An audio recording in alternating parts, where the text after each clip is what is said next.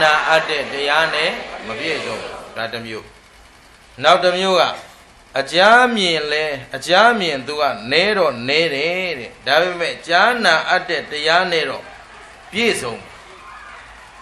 ဟုတ်ပြီနော်နံပါတ်2ကအကြားမြင်နဲပါတယ်သို့တော့ကြားနာအပ်တဲ့တရားနဲ့ပြည့်စုံတယ်ဒါကဒုတိယတစ်မျိုးဟုတ်ပြီနော်အဲ့ဒါပြီးရင်နံပါတ်3သေချာနာတောင်သေချာနာတောင်3ကအကြားမြင်များတယ်3ကဘာလဲအကြားမြင်တော့များတယ်သို့တော့ကြားနာအပ်တဲ့တရားနဲ့မပြည့်စုံဘူးသေချာလုံးနော်နံပါတ်3ကဘာလဲကြားနာအပ်တဲ့တရားနဲ့မပြည့်စုံဘူးနံပါတ်4အကြားမြင်လဲများတယ်ကြားနာအပ်တဲ့တရားနဲ့လည်းပြည့်စုံတယ်ဆိုတော့ပုဂ္ဂိုလ်ဘယ်နှမျိုးလဲဒါလေးဦးဇင်းတို့ပြန်ပြောကြည့်အောင်တစ်ကအကြားမြင်နေတဲ့ကြားနာအပ်တဲ့တရားနဲ့မပြည့်စုံဟုတ်ပြီနှစ်ကအကြားမြင်နေတဲ့ကြားနာအပ်တဲ့တရားနဲ့ပြည့်စုံဟုတ်ပြီသုံးကမပြည့်စုံဘူးဟုတ်ပြီလေးက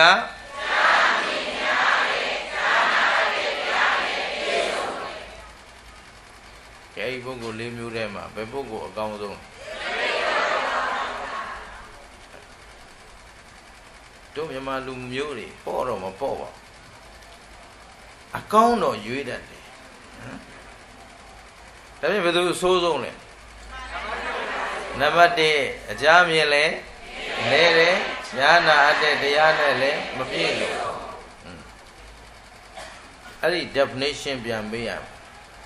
ကြားနာအပ်တဲ့တရားနဲ့ပြည့်စုံသူမပြည့်စုံသူဆိုတာဘာကိုပြောတာလဲအဲ့ဒီမှာ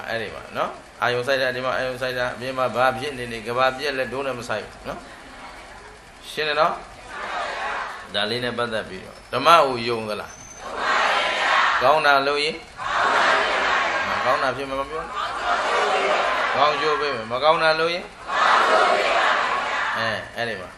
အဲ့တော့ကြုံလာလို့တခုပြောပြအောင်အဲ့တော့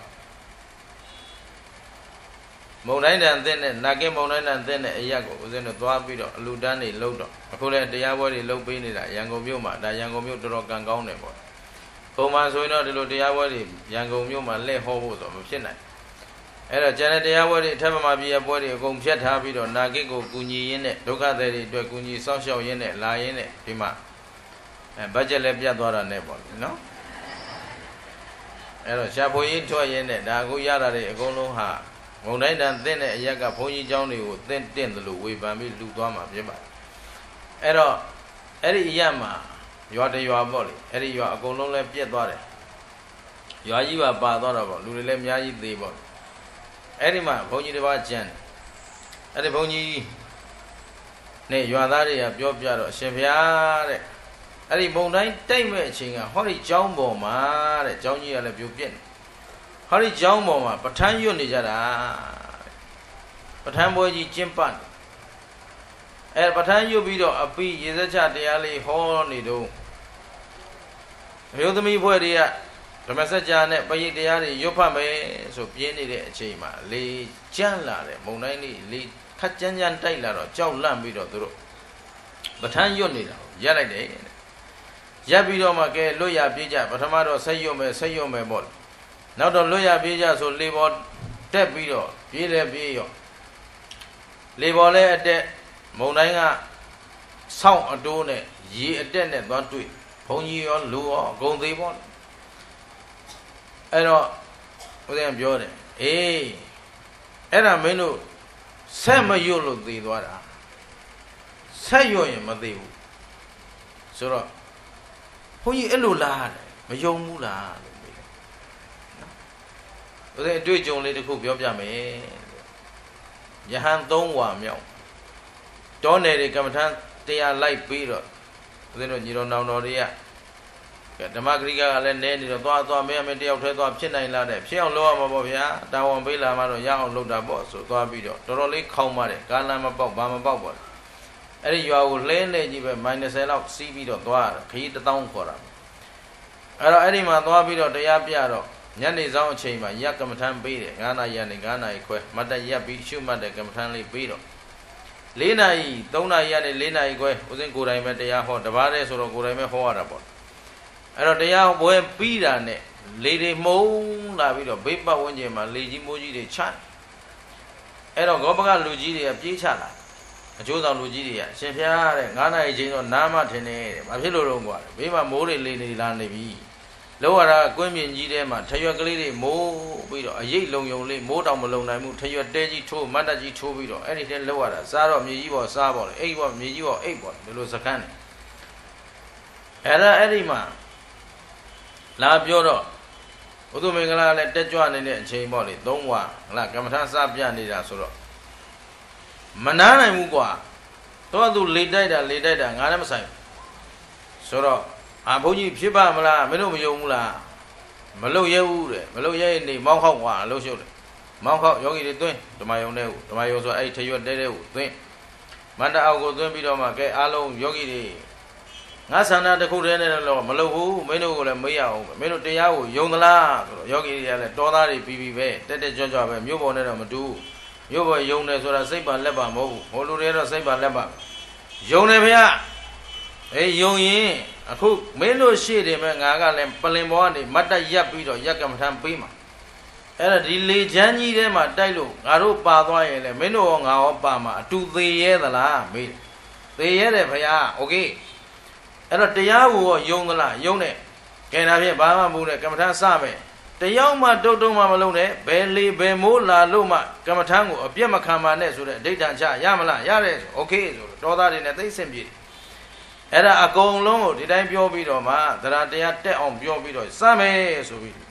တခြားနေ့မှငြိမ်အောင်တော်ပြောရတယ်အဲ့ဒီနေ့တော့ကြောက်လို့လားမသိဘူးပေါ့အားလုံးငြိမ်နေအောင်ရပ်ပြီးတော့ကမ္မထမ်းအထုတ်တယ်သူမင်္ဂလာလည်းအပေါ်ရပဲအဲ့တော့သူတို့အဝတ်စားတွေအဲ့ဒီထရဲထဲမှာရှိနေတော့လုံခြုံတဲ့ဘုန်းကြီးเจ้าစီကိုဘေးကဝေယဝဆလောက်တဲ့လူတွေမျက်ရည်ပြပြီးပုတ်ခိုင်းတာအဲ့တော့ပတ်ဝန်းကျင်မှာလေကြီးမိုးကြီးတွေထမင်းတွေပါတွေလဲပေါ်တွေကျနေတယ်အဲ့ဒီเจ้าအဲ့ဒီတရားပေးတဲ့နေရာလုံးဝတစ်ချက်မတော့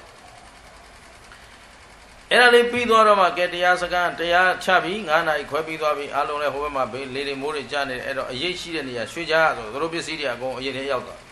အားလုံးအရေးထဲရောက်သွားတဲ့အချိန်မှာမိုးလေးတစ်ပြောင်းတစ်ပြောင်းကျပြီးသွားတယ်ဘာမှမဖြစ်လိုက်အဲ့တခါကြုံမှုတယ်လေပွေမုန်တိုင်းကြီးကြားထဲမှာအဲ့ဒါဘာပေါ်ယုံကြည်လို့လဲဟေးမင်းတို့ဗုဒ္ဓံတရဏံဂစ္ဆာမိတောင်ရဲရဲမရွတ်ရဲတဲ့ဟာတွေအတွက်ကတော့အန္တရာယ်လည်းမကင်းနိုင်ဘူးဘေးလည်းမရှင်းနိုင်